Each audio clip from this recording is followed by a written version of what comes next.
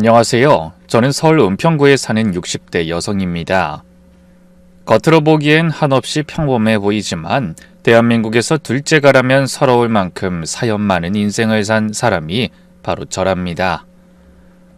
암으로 투병하던 남편과 사별하고 온갖 고생하며 두 아들을 키워냈는데 큰아들마저 젊디 젊은 나이에 불의의 사고를 당해 하늘나라로 떠나버렸거든요. 자식 잃은 아픔은 그 어떤 말로도 설명하기 힘든 끔찍한 고통이죠. 그래서 저는 남은 둘째 아들 하나만 바라보며 이를 악물고 모진 세월을 견뎌냈습니다. 아들도 제가 안쓰러운지 떠난 형의 자리를 채워주기 위해 노력하며 살아왔네요.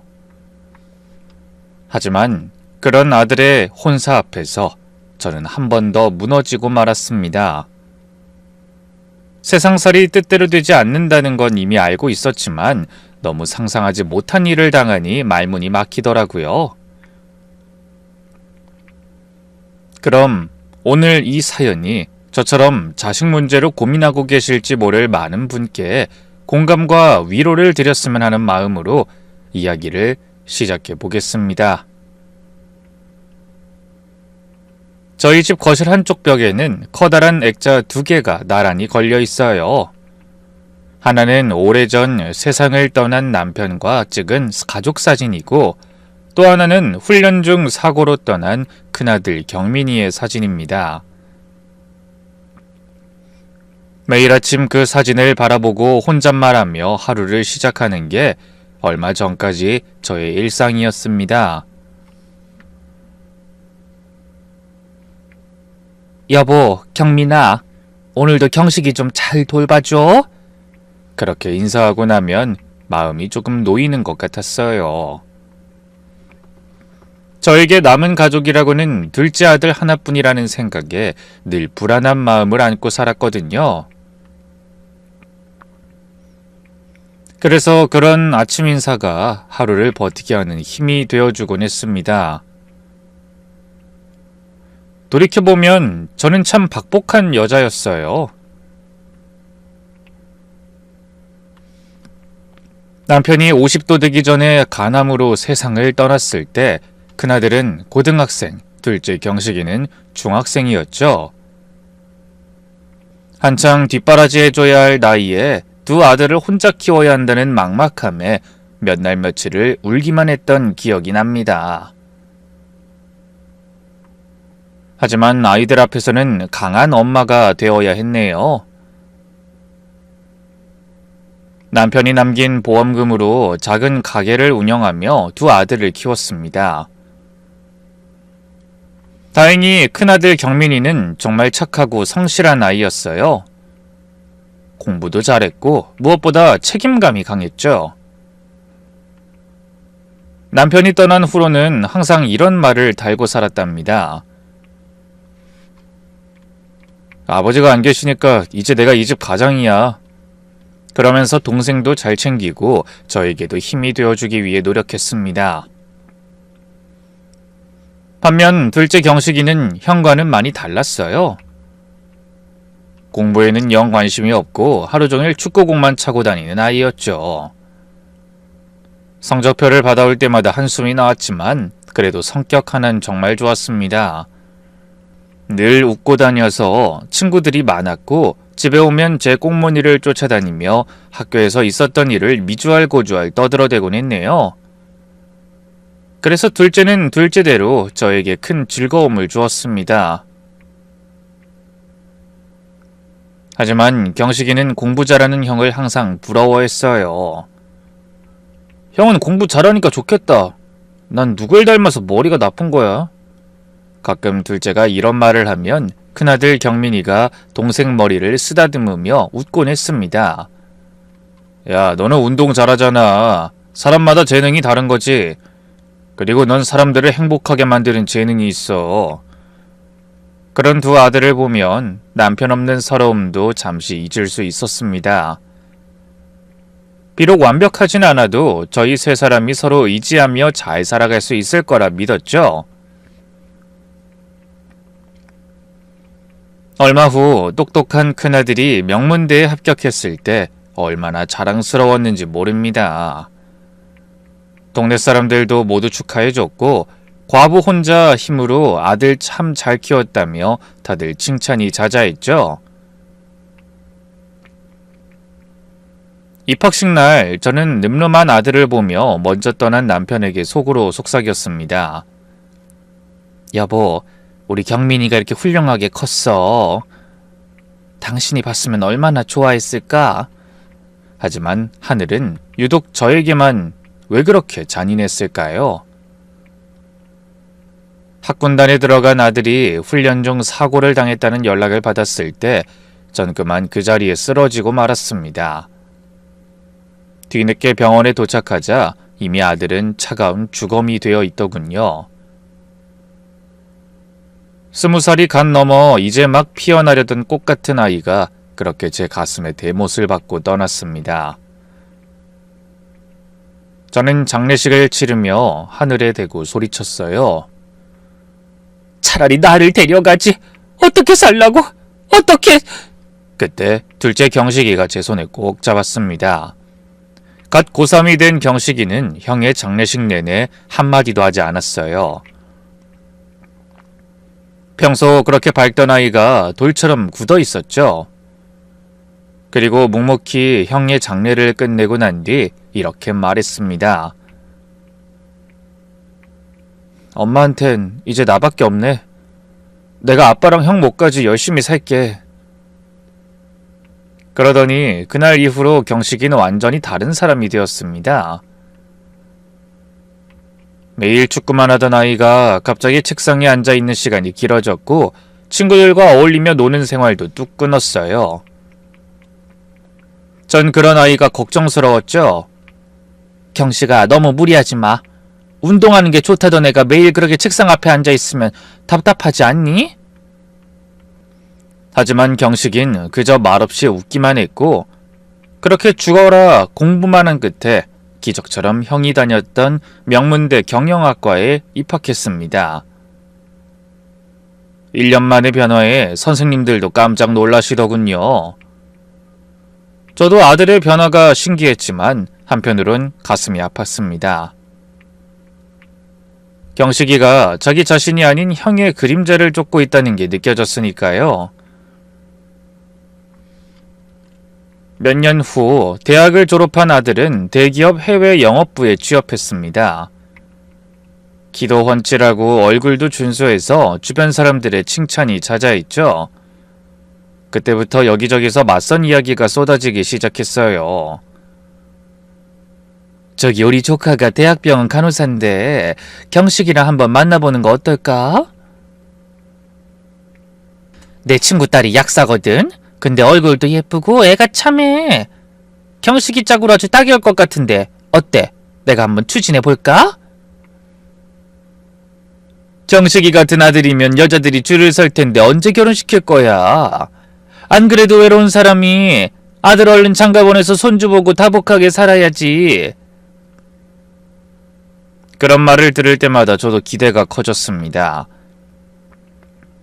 아들이 좋은 여자 만나서 결혼하고 예쁜 손주도 보고 그렇게 평범한 행복을 누리고 싶었죠.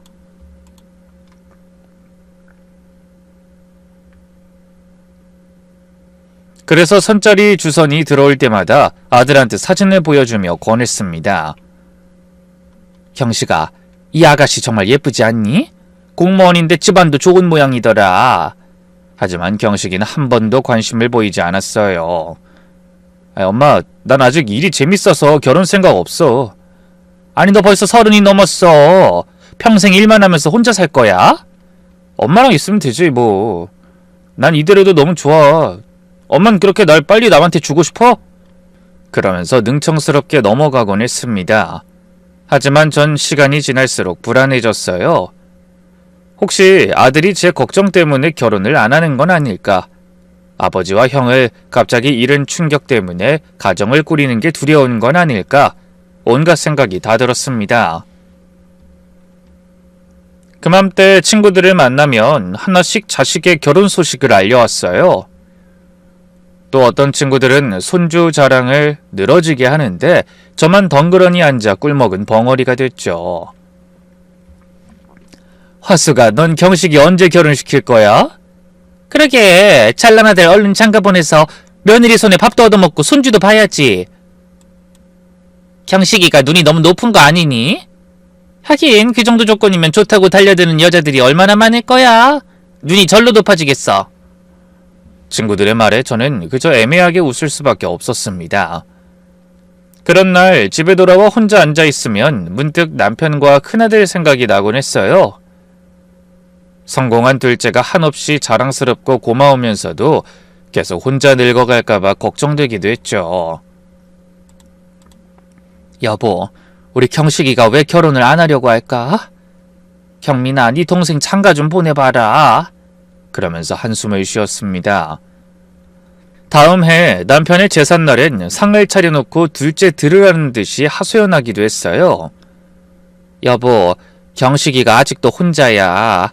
좋은 선자리가 많은데도 다 마다하고 이러다 정말 혼기 놓쳐서 외롭게 늙을까봐 무섭네. 나도 며느리도 보고 손주도 보고 남들처럼 살고 싶은데 내가 전생에 무슨 죄를 지어서 이렇게 외롭게 살아야 하는 거지? 그렇게 말하다가 갑자기 저도 모르게 눈물이 쏟아졌습니다. 한 번 터진 눈물은 멈출 수가 없었죠. 그런 제 모습을 보더니 아들이 깜짝 놀라더군요. 엄마 왜 그래? 왜 그런지 몰라서 물어? 남들은 다 손주 보는 재미에 시간 가는 줄 모른다는데 넌 선짜리 말만 해도 펄쩍 뛰니 어미가 답답해서 그러지. 경식인 빨갛게 부은 제 눈을 보며 한숨을 쉬었습니다. 엄마 내가 언제 결혼 안 한다고 했어. 그냥 아직은 일이 좋고 그렇게 억지로 사람 만나고 싶지 않다는 거지. 난 자연스럽게 마음이 끌리는 사람하고 결혼하고 싶은 거야. 사람을 만나야 끌리는지 아닌지 알지. 경식아, 엄마가 욕심이 많은 거니? 하나 남은 아들이 가정 꾸리고 행복하게 사는 모습 보고 싶은 게 그렇게 큰 바람이야? 하지만 아들은 말없이 고개를 떨구더군요. 며칠 후 저는 한 가지 결심을 했습니다. 마지막으로 한 번만 더 아들에게 선짜리 얘기를 꺼내보고 그래도 안 되면 포기하려고요. 마침 단골 미용실 원장이 초등학교 선생님 조카를 소개해주겠다고 하더군요. 사진을 보니 정말 단아하고 예쁜 아가씨였습니다. 그날 저녁 저는 다부지게 결심하고 퇴근해온 아들에게 사진을 들이밀며 말했어요. 경식아, 이 아가씨 딱 한 번만, 정말 처음이자 마지막으로 한 번만 만나봐라. 진짜 착하고 괜찮은 아가씨래. 초등학교 선생님이라고 하더라. 하지만 아들은 사진엔 눈도 안 돌리고 한숨부터 쉬었습니다. 엄마 또 시작이시네? 아니야, 이번이 정말 마지막으로 말하는 거야. 사람이 이렇게 매달리면 그래도 들어주는 신용은 해야지. 어떻게 한 번을 안 만나니? 이번 여전 정말 놓치기 아까워서 그래. 딱 한 번만 만나봐라. 만나봤는데 별로면 다신 결혼 얘기 안 꺼낼게. 약속해.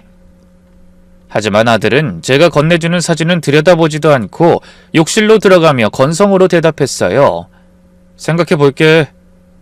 역시 그럴 거라고 생각했어요. 그래도 저는 포기할 생각이 없었죠. 이번엔 반드시 어떻게든 선이라도 포기하고 말 거야. 저는 마음을 굳게 먹기로 했어요. 하지만 그땐 미처 아들이 마음속에 어떤 비밀을 숨기고 있는지, 그 비밀이 저를 얼마나 깊은 절망의 나락으로 떨어뜨릴지 상상도 하지 못했네요. 다음 날 아침, 마음이 싱숭생숭했어요. 전날 아들이 생각해본다고 답하긴 했지만 그동안의 경험으로 봐선 별 기대를 하지 않는 게 좋을 것 같았죠. 그래도 혹시나 하는 마음에 점심 무렵 아들에게 문자를 보냈습니다. 경식아, 어제 그 선생님 사진 다시 한번 보내줄까? 제대로 보지도 않았지? 하지만 오후가 다 지나도록 답장은 오지 않았습니다. 늘 그랬듯이 바쁘겠거니 하고 넘어갔죠.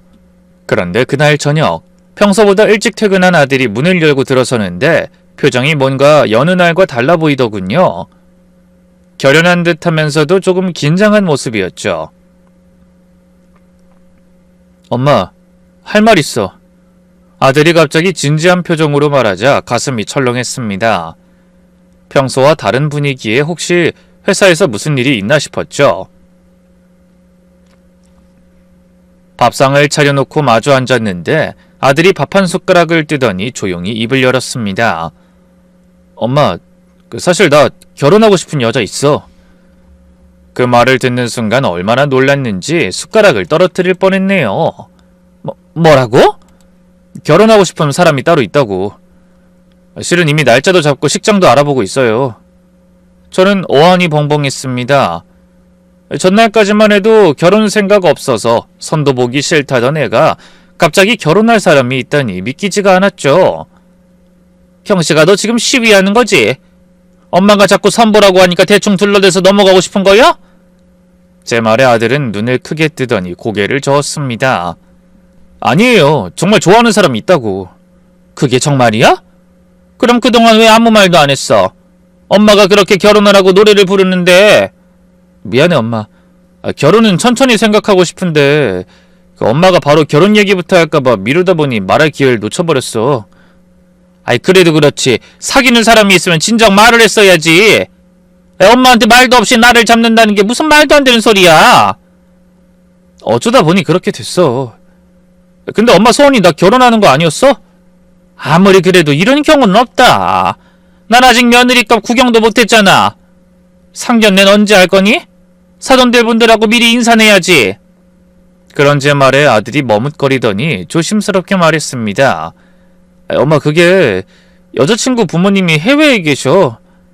2번 오시기도 그렇고 여기 오래 계시기도 힘드셔서 결혼식 날 한 번만 오셔야 할 것 같다네. 아니, 그래도 상견례는 해야지. 사돈 얼굴도 모르고 결혼식장에 가란 말이야? 그럼 애는 며느리감은 언제 만나게 해줄 건데? 그것도 사실 요즘 우리 둘 다 바빠서 시간 뺏기가 쉽지 않아. 결혼도 다 갖춰서 준비할 시간 없고. 뭐야? 아무리 바빠도 예비 시댁이 인사 올 시간이 없다는 게 말이 돼? 무슨 대통령이라도 돼? 저는 황당하고 화가 나서 언성이 높아졌습니다. 아무리 바쁘다고 해도 시어미한테 인사도 안 하고 결혼식을 준비하는 경우가 어딨는지 어이가 없었죠. 그때 아들이 난처한 표정으로 답했습니다. 그런 건 아니고 변호사야. 큰 로펌에서 일하는데 지금 중요한 사건 맡아서 정신이 없어요. 결혼 준비도 거의 다 내가 다 하고 있고. 그래서 엄마가 이해를 좀 해주셨으면 좋겠어.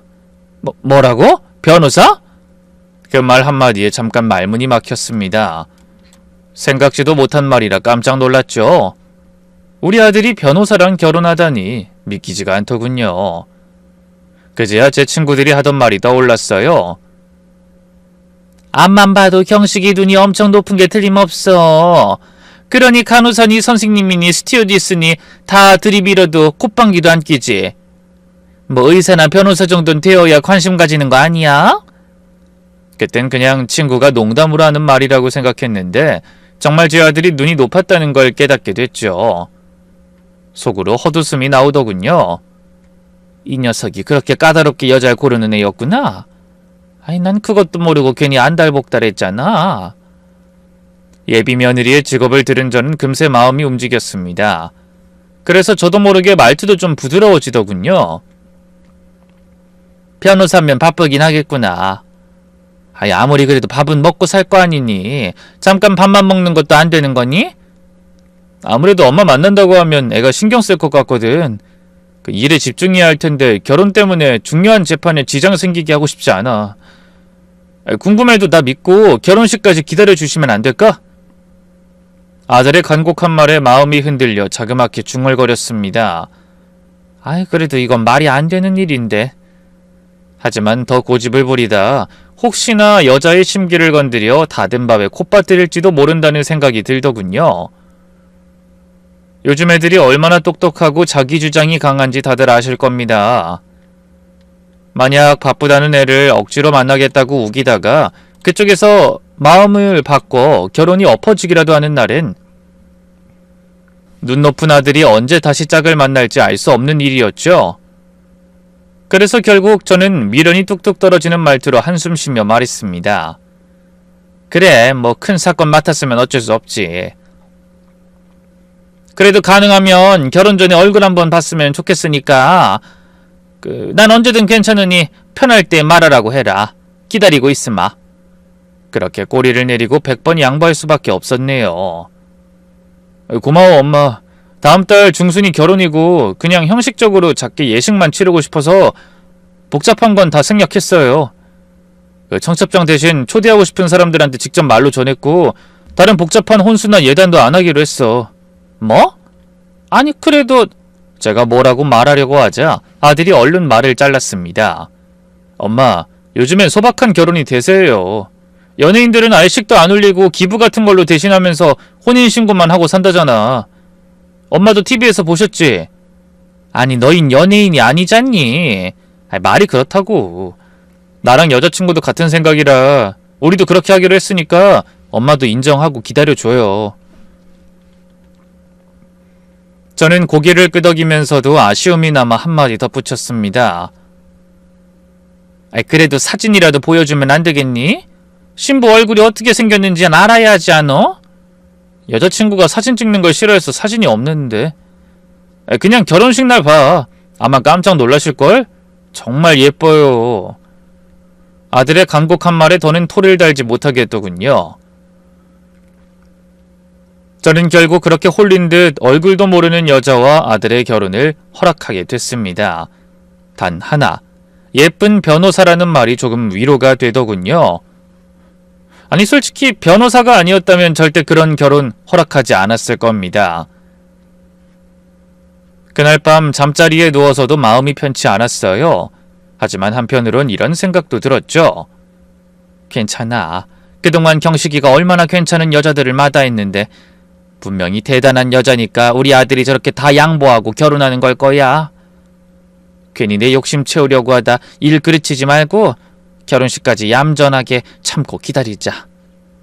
변호사의 부모님이 외국에 계시는 거면 집안도 괜찮은 게 틀림없어. 그렇게 생각을 바꾸고 나니 오히려 마음이 편했어요. 그리고 예비 며느리가 변호사라는 말에 은근히 신이 나기도 했죠. 어쨌든 아들이 남들 다 부러워하는 결혼을 하게 된 건 분명하다고 자신했거든요.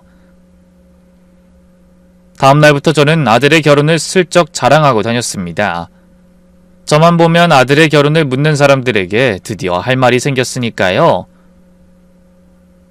하루는 미용실에 갔더니 조카와 선자리를 만들어 보라고 했던 원장이 이렇게 묻더군요. 그 집 아들한테 물어봤어? 우리 조카 언제 만날 거래? 아유, 이걸 어쩌지? 우리 경식이가 결혼할 여자가 있다네. 워낙 신중한 애라 결혼 마음 먹을 때까지 말을 안 한 모양이야. 예비 며느리가 변호사래, 변호사. 어머, 변호사? 그렇게 대단한 여자를 만나고 있었던 거야? 그러게 말이야. 엄청나게 큰 회사에서 일한다고 하더라고. 그렇게 큰 회사 다니는 변호사들은 다른 변호사보다 훨씬 똑똑해야 한다던데. 대단하네. 이제 경식이 엄마도 세상 부러울 게 없겠어. 부럽다, 부러워. 소문은 삽시간에 온 동네로 퍼져나갔어요. 슈퍼 주인도 부동산 사장도 심지어 교회 집사님도 모두 저를 부러워했습니다. 아이고, 화석씨 이제 팔자 피셨네. 변호사 며느리 들이면 얼마나 든든하겠어. 혼자 아들 키우느라 고생한 보람이 있네요. 경식 아버지도 하늘에서 좋아하시겠네. 참 효도한다, 효도해. 그런 칭찬이 쏟아질 때마다 제 어깨는 으쓱해졌습니다. 친구들 모임에서도 마찬가지였죠. 야, 경식이 결혼 안 한다고 그렇게 걱정하더니 우리 중에 변호사 며느리 본 사람이 누구 있어? 화숙이 네가 기다린 보람이 있다. 그러게, 난 어쩐지 경식이가 눈이 엄청 높을 것 같더라고. 근데 어떻게 생겼어? 사진 없어? 없어. 그냥 아주 예뻐. 변호사 중에 그렇게 예쁜 애 드물걸? 저는 차마 예비 며느리 얼굴도 모른다는 말이 나오지 않아 대충 둘러댔습니다. 친구들은 하나같이 눈을 반짝이며 부러워했죠. 헌데 그렇게 자랑하고 다닐수록 며느리에 대한 궁금증이 자꾸 커졌습니다. 도대체 어떻게 생긴 아가씨일까? 변호사면 똑부러지게 생겼겠지? 안경 쓰고 딱 모범생 같은 스타일이려나? 하지만 알 길이 없어 답답했죠. 그러다 결혼식이 한 달 앞으로 다가온 어느 날, 저는 더 이상 궁금증을 참지 못하고 이런 결심을 하는 지경에 이르렀습니다. 딱 한 번만 몰래 보고 오자. 멀리서 경식이가 어떤 여자를 만나는지만 확인하고 오면 되잖아? 그래서 아들이 약속이 있어서 늦는다고 하는 날을 골라 몰래 회사 앞으로 찾아갔습니다. 아침부터 콧노래를 부르는 게 아무래도 예비 신부를 만나러 가는 것 같다는 생각이 들었거든요. 하루 종일 일이 손에 안 잡혀서 청소도 대충 하고 저녁 시간만 기다렸네요. 그러다 오후가 지나자 서둘러 집을 나서 회사 앞 카페에서 아들이 나오길 기다렸습니다. 퇴근 시간이 지나자 경식이가 나오는 게 보였어요. 평소보다 옷도 단정하게 입고 머리도 깔끔하게 정리한 모습이었죠. 저는 조심스럽게 그 뒤를 따라가 봤습니다. 지하철을 탄 아들이 강남 쪽으로 가더니 한 카페로 들어가는 게 보이더군요. 저는 맞은편 상가에 숨어 그 모습을 지켜봤어요. 그러자 한 10분쯤 지났을까요? 한 여자가 카페로 들어가 아들을 보고 환하게 웃었습니다. 그 모습을 본 저는 어깨춤이 절로 나왔어요. 저는 변호사라는 직업 때문에 예비 며느리가 단정한 모범생 타입일 거라고 생각했거든요. 근데 아들이 만나는 여자는 제 예상과는 다르게 미스코리아 뺨치는 미인이었습니다. 안경은커녕 긴 생머리를 찰랑거리며 걸어가는 모습이 주변 사람들의 시선을 사로잡았죠. 베이지색 트렌치 코트에 하이힐, 손에는 명품백을 들고 있었습니다. 저는 입을 떡 벌리고 예비 며느리를 바라봤어요. 어머나, 저렇게 예쁜 여자가 공부까지 잘한 거야? 창가 자리에 앉은 두 사람을 계속 지켜보는데 여자가 뭔가 팸플릿을 펼쳐 보이자 아들이 마음에 든다는 듯 웃으며 고개를 끄덕이더군요. 눈에 힘을 주고 열심히 확인해보니 언뜻 드레스 사진이 보이는 것 같았어요. 결혼식에 대해 의논하는 게 틀림없어 보였죠. 두 사람이 커피를 마시며 대화하는 모습은 정말 그림처럼 잘 어울렸습니다.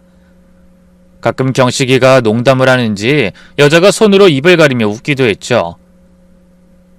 평소에 다른 여자에겐 관심 없던 녀석이 들뜬 모습으로 웃는 걸 보니 상대 여자가 틀림없이 예비 신부라는 확신이 들었어요.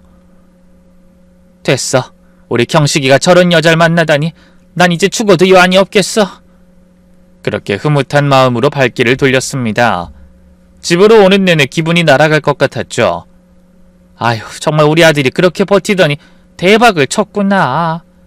잘했다, 잘했어. 그렇게 쾌재를 불렀어요. 그날 밤 아들이 집에 들어왔지만 전 아무것도 모르는 척했습니다. 경씨가 오늘 약속이 있다더니 생각보다 일찍 왔네? 결혼 준비 때문에 만난 거라 얘기만 좀 하다가 헤어졌어. 그래, 준비는 잘 돼가는 거니? 뭐 이제 거의 다 끝났어. 엄만 결혼식 날 오시기만 하면 돼. 그 말에 저는 아무렇지 않은 표정으로 고개를 끄덕였지만 속으로는 웃고 있었죠. 며칠 후에 저도 한복을 맞추러 한복집에 찾아갔습니다. 아들이 한복 맞추라고 돈을 주고 출근했거든요. 이런저런 말을 하다 제가 한복집 사장님은 묻지도 않은 말을 꺼냈어요. 저기 좀 품위 있게 부탁드려요. 우리 며느리가 변호사인데 애가 공부만 잘한 게 아니라 옷도 세련되게 잘 입거든요. 그런 제 말에 한복집 여사장이 호들갑을 떨며 대답했어요. 어머머, 정말 복 받으셨네요. 제가 특별히 더 신경 써서 강남 사모님처럼 우아하게 만들어 드릴게요. 그렇게 전 고급스러운 원단에 금방 문양까지 넣은 고가의 한복을 맞췄습니다. 평범한 한복보다 가격이 좀 나갔지만 변호사 며느리를 맡는 자리라고 생각하니 아깝지 않더라고요. 그리고 시간이 쏜살같이 흘러가 드디어 아들의 결혼식 전날이 다가왔습니다. 저는 준비한 한복을 다시 한번 꺼내 입어봤어요. 거울을 보니 정말 아들이 결혼한다는 실감이 나더군요. 내일이면 내가 드디어 변호사 며느리를 보는구나. 저는 한복을 입은 채로 거실로 나와 남편과 큰아들 사진 앞에 서서 말했어요. 여보, 우리 경식이가 정말 좋은 여자 만났어. 능력 있는 변호사래. 예쁘기도 정말 예쁘고. 경민아, 내일이 네 동생 결혼식이야. 하늘에서 축복해 줄 거지? 그러면서 눈시울을 붉혔죠. 그날 밤 저는 잠자리에 들기 전에도 아들의 행복을 위해 기도했습니다. 드디어 저에게도 새로운 가족이 생긴다고 생각하니 설레는 마음에 잠이 잘 오지 않았죠. 그때까진 불과 몇 시간 후에 저에게 닥칠 엄청난 시련을 전혀 예상하지 못하고 있었으니까요. 결혼식 당일 아침, 저는 새벽 5시에 눈을 떴습니다. 긴장과 설렘에 잠을 제대로 못 잤거든요. 오늘이야, 오늘. 드디어 우리 경식이가 장가를 가네. 긴장하지 말고 잘 끝내자. 그렇게 다부지게 각오하고 올림머리를 하기 위해 예약해둔 미용실로 향했습니다. 거기서 머리를 하고 화장까지 받고 나서 거울을 봤죠. 주름이 자글자글한 얼굴이었지만 기분이 좋아서 그런지 다른 날보다 젊어 보이는 착각이 들 정도로 행복했어요. 머리를 하는 동안 미용실 원장은 계속 축하 인사를 건넸습니다. 오늘 정말 좋은 날이네. 변호사 며느리 다 보고. 진짜 부러워. 나도 믿어지지가 않아. 아들 장가 안 간다고 걱정하던 게 엊그제 같은데 정말 꿈만 같다니까. 옆에서 자기 차례를 기다리던 손님도 거들었습니다. 어머, 변호사 며느리요? 대단하시네요. 정말 부러워요. 우리 아들도 결혼 좀 했으면 좋겠는데 장가 갈 생각을 안 해서 속이 터져 죽겠어요. 그 말에 저는 승리의 미소를 지으며 조언까지 했죠. 걱정하지 말고 기다려보세요. 애들이 자기 일은 또 알아서 잘하더라고요. 우리가 아무리 안달해봐야 소용없다니까요. 저는 여유있게 웃으며 미소 지었습니다. 잠시 후 집을 나서기 전 아들이 전화를 했더군요. 엄마 준비 다 하셨어? 아유 그럼 방금 한복 입었지. 너는? 나도 거의 다 끝났어요. 근데 엄마 혹시 우리 집에 청심환 있나? 뭐? 그건 왜? 너 그렇게 떨려? 아니 이런 행사는 처음이니까 엄마가 너무 긴장할까봐 그러지. 엄마가 너무 들떠 보여서. 아이 당연히 들뜨지. 내 아들 결혼하는데 그것도 변호사랑. 헌데 그런 제 말에 아들이 한숨을 쉬는 것 같았습니다. 알았어요 엄마. 늦지 말고 오시고 가능하면 청심환 좀 챙겨 드시고 오셔. 알았지? 저는 피식 웃으며 전화를 끊었지만 아들의 말이 계속 마음에 걸렸습니다. 혹시 상대 쪽 집안이 너무 대단해서 제가 주눅이 들까봐 그러는 건가? 아니면 다른 무슨 이유가 있는지 자꾸만 불안한 마음이 들었습니다. 이런저런 걱정을 뒤로하고 식장에 도착하니 벌써 하객들이 자리를 채우고 있었어요. 많은 인원은 아니었지만 아들이 꼭 부르고 싶은 사람들만 부른 모양이더군요. 회사 동료들, 가까운 친척들, 그리고 제 친구들까지 모두 저를 보고 축하 인사를 건넸죠. 화수가 축하해. 드디어 경식이가 장가를 가는구나. 변호사 며느리 본다면서요. 정말 대단해요. 아이 그동안 고생한 거 오늘 한 방에 다 보상받겠네. 축하해요. 저는 연신 감사 인사를 하며 신부 대기실로 들어갔습니다. 그런데 신부가 그 시간까지 도착하지 않았는지 대기실이 비어있고 신부 측 혼주도 아직 오지 않았더군요. 저는 걱정스러운 마음에 아들에게 물었습니다. 경식아, 신부는 어딨어? 사돈들도 안 보이는데? 아, 그게 비행기가 좀 늦어서 지금 오고 계신다네요. 시작 전엔 도착하실 거예요. 그리고 신부는 긴장했는지 계속 화장실에 가는 것 같아요. 하지만 결혼식 시작이 임박할 때까지 상대편 혼주석은 비어 있었습니다. 혹시나 늦으시면 어쩌나 하는 생각이 들어 불안했죠. 그때 드디어 식이 시작되려는지 아들과 가장 친한 친구가 사회자석에 서서 안내를 시작했어요. 곧 식이 시작될 예정이니 모두 착석하시길 부탁드립니다. 그 말에 식장 뒤쪽에서 웅성거리는 소리가 들리고 몇 명의 사람들이 급하게 들어오는 게 보였죠. 저도 서둘러 혼주석에 앉았습니다. 잠시 후 장례가 조용해지자 다시 사회자의 목소리가 울려 퍼졌어요. 지금부터 신랑 유경식 군과 신부 응우엔 티린 양의 결혼식을 시작하겠습니다. 그 순간 저는 인상을 쓰며 사회자의 말을 곱씹었어요. 응우엔티린? 이게 무슨 소리지? 이름이 이상한데...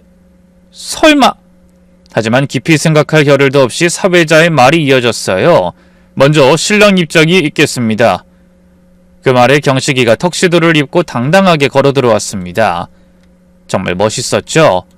키 크고 잘생긴 아들의 모습에 하객들의 박수 소리가 터져 나왔네요. 하지만 저는 점점 불안해졌습니다. 이어서 신부 입장이 있겠습니다. 사회자의 말이 끝나자 결혼 행진곡이 울려 퍼지고 모든 하객이 뒤를 돌아봤죠. 저도 떨리는 마음으로 식장 입구를 바라봤습니다. 근데 다음 순간 저는 두 눈을 의심하며 그 자리에 얼어붙어 버렸어요. 그제야 아들이 왜 저에게 청심환을 먹으려고 했는지 알겠더군요. 신부 입장을 하는 사람이 다름 아닌 휠체어를 탄 여자였기 때문입니다. 거기다 얼굴도 누가 봐도 한국 사람이 아닌 동남아 여자였습니다. 검은 피부에 큰 눈, 조금 전에 사회자가 설명한 이상한 이름의 외국인이 분명했죠. 제가 며느리라고 생각해 흡족하게 바라봤던 그 예쁘고 세련된 여자는 아들의 신부가 아니었던 겁니다. 정작 아들과 결혼하겠다고 하얀 드레스를 입고 나타난 여자는 제가 전혀 모르는, 처음 보는 사람이었죠. 저게 어떻게 내 며느리야? 저도 모르게 입에서 그런 말이 튀어나왔어요. 그래도 가능한 정신을 차리려 노력하며 상대 측 혼주석을 바라보다 입이 떡 벌어지고 말았습니다. 혼주석에 앉아있는 여자 역시 누가 봐도 동남아인이 분명했기 때문이죠. 저는 미친 듯이 뛰는 심장을 부여잡고 다시 입장하고 있는 신부를 바라봤습니다. 휠체어를 탄 신부를 그 아버지가 밀어주고 있는 것 같더군요. 그때부터 하객들이 웅성거리기 시작했습니다. 어머, 신부가 휠체어를... 근데 한국 사람 아닌가 봐. 아까 이름 들어보니 베트남 사람 같은데. 머릿속이 하얘지고 눈앞이 캄캄했어요. 도저히 믿기지 않아 몇 번이나 눈을 감았다 다시 떴죠. 하지만 제 앞에 펼쳐진 현실은 변하지 않았습니다. 그 순간 갑자기 귓가가 윙윙거리고 하객들이 저를 바라보는 시선이 느껴졌어요. 놀라움과 당황, 그리고 동정의 눈빛들, 얼굴이 화끈거리고 입이 말랐습니다. 그때 친구가 조심스럽게 다가와 제 팔을 잡으며 속삭였어요. 화스가 너 괜찮아? 얼굴색이 너무 창백한데. 하지만 저는 대답조차 할 수 없었습니다. 손이 부들부들 떨리고 숨이 막혀 더 이상 참을 수가 없었죠. 아들이 저를 속였다는 배신감, 베트남 장애인 며느리를 맞아야 한다는 현실, 그동안 품었던 기대와 환상이 와르르 무너지는 충격에 도저히 정신을 차릴 수가 없었어요. 그리고 그때 혼주석에 앉아있는 베트남 사돈과 눈이 마주쳤습니다. 그 사람도 제 반응을 보고 당황한 것 같은 표정이었죠. 갑자기 그 상황과 저에게 닥친 모든 것이 싫어졌습니다. 그래서 그 자리에서 벌떡 일어나 아무 생각 없이 소리쳤어요. 안 돼! 이건 안 돼! 그 바람에 식장이 순식간에 얼음물을 끼얹은 듯 조용해졌습니다. 모든 사람의 시선이 저에게 쏠렸죠. 경식이가 당황한 표정으로 저를 봤습니다. 엄마! 하지만 전 이미 이성을 잃은 상태였어요. 분하고 억울한 마음에 눈물이 흘렀죠. 그래서 정신 나간 사람처럼 입고 있던 한복 저고리를 바닥에 벗어던지며 외쳤습니다. 이런 결혼 난 인정 못해! 절대 허락 못한다고! 그러고는 속적삼만 입은 채 식장을 뛰쳐나왔습니다. 뒤에서 아들이 다급하게 부르는 소리가 들렸지만 돌아보지 않았죠. 그리고 곧장 밖으로 나와 주차장으로 뛰어갔습니다. 한복 치마가 걸리적거려 제대로 뛰지도 못했지만 그냥 그 자리에서 벗어나고 싶었던 것 같아요. 한참을 달려 주차장에 도착해서야 구석에 숨어 펑펑 울었습니다. 어떻게 이럴 수가 있어? 어떻게 다른 사람도 아닌 내 아들이 이런 거짓말을 할 수가 있지? 며느리가 베트남 사람인 것도 모자라 휠체어를 타고 있다니 조금 전의 상황이 꿈처럼 아득하게 느껴졌습니다. 한참을 울고 있는데 머릿속으로 제가 친구들과 이웃에게 자랑했던 게 다 떠올랐어요. 이제 무슨 낯으로 그들을 봐야 할지 차라리 혀 깨물고 죽고 싶다는 생각까지 들더군요. 그때였어요. 멀쩡한 얼굴로 저를 속이고 일을 그렇게까지 만든 사람이 나타났습니다. 바로 제 하나뿐인 아들이었죠. 엄마! 경식이가 턱시도 입은 채로 헐떡이며 주차장으로 절 따라왔더군요. 엄마 제발 들어가요. 사람들도 다 놀라고 린도 기다리고 있어. 린? 그 베트남 여자 이름이 린이야? 그 여자가 기다리든 말든 나랑 무슨 상관이야? 저는 미친 사람처럼 아들을 향해 울부짖었습니다. 네가 어떻게 어미한테 이럴 수가 있어? 내가 전생에 도대체 무슨 죄를 지어서 이런 짓을 당하는 거야? 남편 뺏어가 큰아들 뺏어가 단 하나 희망처럼 붙들고 살던 둘째한테까지 이렇게 속으며 살아야 한다니. 이렇게 망신당할 바에 차라리 죽는 게 낫겠어. 엄마 제발 그런 무서운 말 하지 말아요. 무서워? 엄마가 어떻게 되든 말든 상관없는 거 아니었어? 그게 아니면 어떻게 이럴 수가 있어? 변호사라고 하더니 도대체 어디서부터 어디까지가 진짜야? 그건 맞아. 린이 베트남에서 법대 나와서 변호사 자격증이 있는 건 사실이에요. 그게 다 무슨 소용이야? 왜 멀쩡한 네가 베트남 여자를, 그것도 휠체어 탄 여자랑 결혼을 해? 이게 말이나 되는 상황이야? 너 그래서 일부러 나한테 신부도 안 보여주고 상견례도 안 하고 꼭꼭 숨긴 거구나. 당연히 내가 반대할 게 뻔하니까. 아들의 얼굴이 일그러졌습니다. 엄마가 받아들일 수 없을 거라는 걸 알았으니까 어쩔 수 없었어. 당연하지. 누가 저런 며느리 받아들일 수 있겠어? 동남아인에다가 장애인이라니. 그것도 남들이 다 눈독을 들이는 1등 신랑감이 네가 왜 저런 여자를 왜? 엄마! 아들이 저에게 소리쳤습니다. 난생 처음 보는 모습에 깜짝 놀라 잠시 말문이 막혔죠. 엄마 놀란 거 알아. 그래도 내 말도 좀 들어줘요. 형이 죽고 나서 엄마가 어떻게 살았는지 누구보다 내가 다 잘 알아. 그래서 더 말할 수가 없었어요. 엄마가 나한테 얼마나 기대를 걸고 있는지 알기 때문에. 하지만 이건 내 인생이잖아. 딱 한 번 사는 인생. 내가 선택한 사람하고 살고 싶은데 그게 그렇게 어려운 일이야? 그래도 이건 아니잖아. 멀쩡한 한국 여자들도 많은데 왜 하필. 엄마, 린은 다른 어떤 여자들보다 나한텐 소중해. 단지 베트남 사람이고 휠체어 탄다고 무시당할 여자 아니라고. 그 말을 하는 아들의 눈에서 눈물이 흘렀습니다.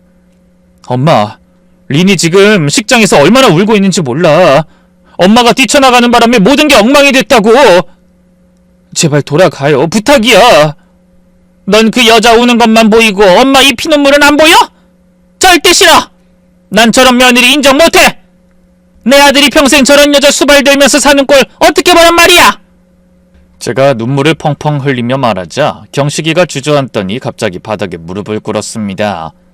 엄마 제발 한 번만 우리 얘기 좀 들어줘요. 왜 린이 휠체어를 타게 됐는지, 우리가 어떻게 만났는지. 듣고 싶지 않아. 넌 엄마를 속였어. 그것도 이렇게 중요한 일을. 내가 얼마나 놀랬지 생각 안 해봤어? 저런 생판 남인 외국 여자 마음은 잘도 걱정하면서 네 엄마 마음은 왜 몰라? 전 계속 울기만 했습니다. 배신감과 분노, 그리고 무너진 기대감에 가슴이 찢어지는 것 같았죠. 그런데 그때 웨딩드레스를 입고 휠체어를 탄 여자가 자기 부모의 도움을 받아 주차장에 나타났습니다. 가까이서 본 여자는 생각보다 앳돼 보였어요. 여자도 저처럼 신부 화장이 다 망가질 정도로 눈물을 흘리고 있더군요. 그러다 어렵게 감정을 다스리며 입을 열었습니다. 어머님. 여자가 서툰 한국말로 절 부르는데 목소리가 심하게 떨리고 있었죠. 어머님, 죄송합니다. 제가 이래서. 아들이 나서서 그런 여자를 막더군요. 린, 그만해. 엄마한텐 내가 설명할게. 그러고는 여전히 무릎을 꿇은 채로 저를 바라봤죠. 아들의 눈빛은 전엔 한 번도 본 적 없는 절박함이 묻어 있었습니다. 엄마, 재작년에 내가 호찌민으로 출장 갔을 때 기억해? 하지만 전 대답 대신 고개를 돌리며 소리쳤어요. 무슨 말 하려고? 변명은 듣고 싶지 않아. 변명 아니야. 그때 회사에서 중요한 계약건으로 호찌민에 일주일 출장 갔어요. 일은 잘 끝마쳤지만 마지막 날 저녁에 호텔로 돌아가는데 그 말을 하던 아들이 마치 고통스러운 기억을 끄집어내듯 잠시 숨을 고르더군요. 그러더니 한참 만에야 다시 이야기를 시작했습니다. 갑자기 오토바이 세대가 앞을 가로막더니 위협하면서 지갑이랑 시계, 핸드폰을 다 내놓으라는 거야. 저는 깜짝 놀랐습니다. 아들이 베트남에서 그런 위험한 일을 겪었다는 건 처음 듣는 말이었어요. 난 너무 놀라서 이것저것 생각할 겨를도 없이 그냥 도망쳤어. 근데 그때 맞은편에서 무서운 속도로 자동차가 달려오고 있었지. 그 순간 아들이 휠체어에 앉은 여자를 바라봤습니다. 여자는 여전히 고개를 숙인 채 조용히 울고 있었죠. 그때 린이 나타났어. 마침 근처에서 야근하고 퇴근하던 중이었대요. 린이 소리를 지르면서 달려왔고 날 밀쳐냈어. 그리고 대신... 저는 놀라움에 눈을 크게 뜨고 아들과 여자를 번갈아 바라보며 중얼거렸습니다. 설마... 마음이 점점 불안해지더군요. 하지만 아니길 바랬던 그 말을 아들이 결국 내뱉었죠. 맞아요. 린이 날 밀쳐내는 바람에 난 타박상만 입었고 대신 린이... 아들의 목소리가 심하게 떨렸습니다. 구급차가 오는 10분이 지옥 같았어. 린이 내 품에서 의식을 잃어가는데 내가 할 수 있는 게 아무것도 없더라고. 그 말을 하던 아들은 결국 눈물을 쏟으며 흐느꼈죠. 병원에 도착했을 때 의사가 그랬어요. 척추가 심하게 손상됐다고. 수술은 성공했지만 하반신 마비가 왔다고. 그때 가만히 울고만 있던 여자가 다시 입을 열었습니다. 여전히 서툰 한국말이었죠. 나는 후회 안 해요. 경식 씨가 안 다쳐서 다행이에요. 저는 울고 있는 여자를 바라봤습니다. 제 아들을 구하다 평생 걸을 수 없는 몸이 됐다는 것도 놀라운 일인데 후회하지 않는다고 말하다니 믿을 수가 없었어요. 하지만 입 밖으로 한마디도 꺼내놓을 수가 없었습니다. 입술만 바짝 마르고 도대체 어떻게 반응해야 할지 모르겠더라고요. 그때 경식이가 한숨을 쉬며 말했어요. 엄마, 리는 정말 능력 있는 변호사였어. 법대도 수석으로 졸업하고 한국 기업들 자문도 많이 했고 그래서 한국말도 잘하는 거예요. 그렇게 촉망받던 사람이 나를 구하다가 평생 걸을 수 없을지도 모르는 상황에 처했어. 그런데도 한 번도 자기가 한 일을 후회하지 않는다고 했어. 자기가 한 생명을 구할 수 있어서 다행이라고. 같은 상황이 와도 똑같이 했을 거라고 그 말만 했어요. 가슴이 찢어지는 것 같고 눈물만 계속 흘렀습니다. 엄마, 그래서 난 휴가를 내서 베트남에 머물면서 린을 간호했어. 그리고 한국에 돌아온 뒤에도 계속 연락하고 휴가 때마다 린을 보러 갔어. 그러면서 린이 얼마나 강하고 긍정적인 사람인지 얼마나 따뜻한 사람인지 알게 됐어요. 아들의 말을 들은 저는 넋이 나간 사람처럼 중얼거렸어요. 그래도 아무리 그래도 장애인이라니. 엄마, 린 아니었으면 나도 아빠랑 형 따라서 엄마를 두고 떠났을지도 몰라. 아들의 말에 저는 움찔했습니다. 엄마, 형이 왜 그렇게 됐는지 기억하죠? 훈련하다 물에 빠진 동료 구하고 떠난 거잖아. 나도 린 때문에 목숨을 구한 거야. 그렇습니다. 제 큰아들은 훈련하다 위기에 처한 타인을 도와주고 의롭게 세상을 떠난 아이였죠. 엄마, 난 형이 다른 사람을 구하다 떠난 보답으로 하늘이 린을 나한테 보내줬다고 생각해. 그래서 린이 정말 고맙고 또 애틋해요. 날 구하다 다친 사람을 평생 곁에서 보살피고 감사하며 살고 싶어. 나 좀 이해해줘요. 날 구해준 거면 엄마한테도 생명의 은인이잖아. 그 말에 결국 저는 무너져 내렸습니다. 다 맞는 말이었어요.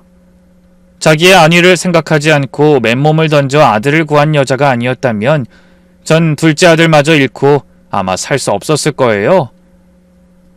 그러니 그 여자가 아들뿐 아니라 제 목숨까지 구한 거나 마찬가지였죠. 아들은 감정을 추스르며 그간의 일을 조용히 설명했습니다.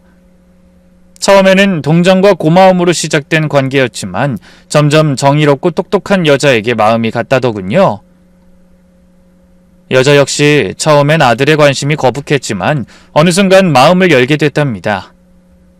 이후 여자가 건강을 회복하고 2년간 한국과 베트남을 오가며 사랑을 키웠다고 했죠. 헌데 여자는 휠체어를 타고도 다시 변호사 일을 시작했다더군요. 작은 사무실을 얻어 주로 기업처에 자문하거나 한국 국제결혼 여성들과 이주 노동자들 무료 변론을 한다고 했어요. 그런 와중에도 열심히 재활치료까지 받고 있다니 대단하다고 느껴지긴 했습니다. 사실 아들은 그대로 린과 연애만 하고 결혼은 안 해도 좋다고 생각했답니다. 제가 얼마나 극렬하게 반대할지 예상했을 테니까요. 하지만 계속 결혼 문제로 저와 마찰이 생기자 결국 결혼 마음을 먹게 됐다고 하더군요. 제 아들은 사랑하는 여자를 놔두고 거짓말로 선을 보러 다닐 수 없는 아이였던 겁니다. 그리고 나중에 한 사실인데 제가 예비 며느리로 오해한 여자는 아들의 결혼 준비를 도와주던 웨딩 플래너였답니다. 결혼 준비를 도와주는 회사의 직원 말입니다. 모든 사실을 알고 나니 저는 딸의 휠체어를 밀어주던 여자의 부모님에게 눈길이 갔습니다. 멀쩡하던 딸이 제 아들을 구하다 그렇게 됐으니 얼마나 피눈물이 났을까 싶은 생각이 들었죠. 아들은 그런 제 시선을 느꼈는지 저를 향해 말했어요. 엄마, 린 부모님도 처음엔 반대했어요. 린이 한국 남자 때문에 장애인이 됐다고 원망하셨거든. 하지만 결국 우리 진심을 알고 결혼 허락해 주셨고 이렇게 한국까지 와주신 거야. 엄마, 난 형 죽고 나서 매일 악몽을 꿨어. 형 대신 내가 죽어야 했다고. 형이 더 똑똑하고 착했는데 왜 형이 죽었는지. 근데 린 만나고 처음으로 살아있다는 게 감사했어요. 그 말이 제 가슴을 울리고 제 안에 자리 잡은 편견과 선입견을 사라지게 했습니다. 다른 무엇보다 린이 제 아들을 살리고 삶의 기쁨을 느끼게 해줬다는 사실 하나만이 머릿속에 남았죠.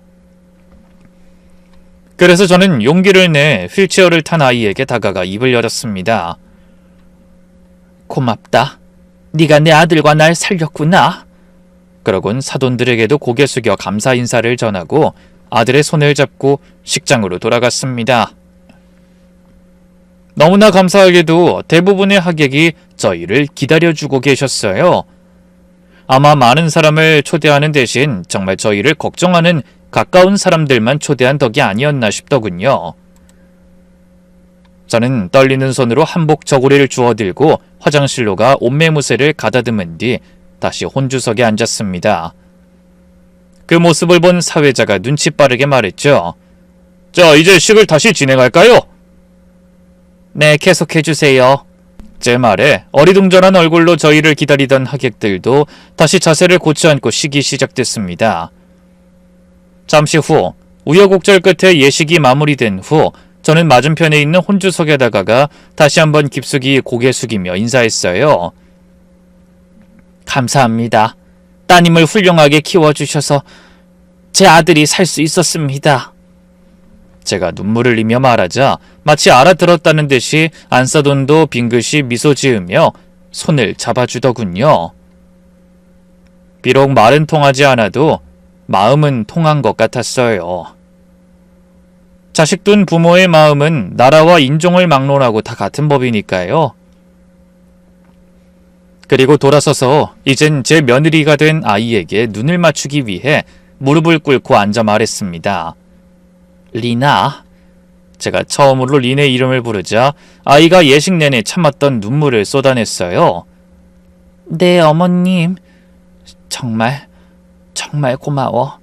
우리 경식이 살려줘서.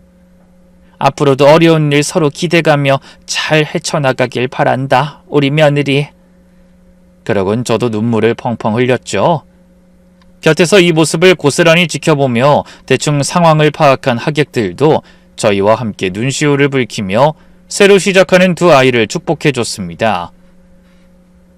그렇게 눈물의 결혼식이 끝난 지도 벌써 3년이란 시간이 흘렀네요. 결혼식 후 두 아이는 한국에서 신혼생활을 시작했습니다. 리는 한국 병원에서 재활에 힘쓰고 아들은 열심히 직장생활을 이어갔죠. 그러다 재작년 경식이가 베트남 하노이 지사로 발령받았습니다. 처음엔 걱정했지만 며느리에겐 오히려 좋은 기회였죠. 고향에서 변호사로서의 활동을 다시 시작하게 됐으니까요. 이제 더 이상 며느린 저에게 장애가 있는 불쌍한 아이가 아니랍니다. 자기 일에서 최선을 다하는 멋지고 당당한 사회인이죠. 하지만 제가 가장 놀란 건 린의 재활이었습니다. 포기하지 않고 꾸준히 치료받은 결과 비록 지팡이에 의지하긴 하지만 자기 힘으로 걸을 수 있게 된 겁니다.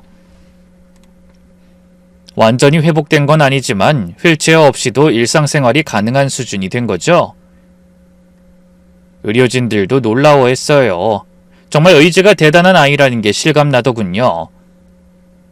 그리고 몇 달 전 저를 어깨 춤추게 만든 기쁜 소식이 들려왔어요.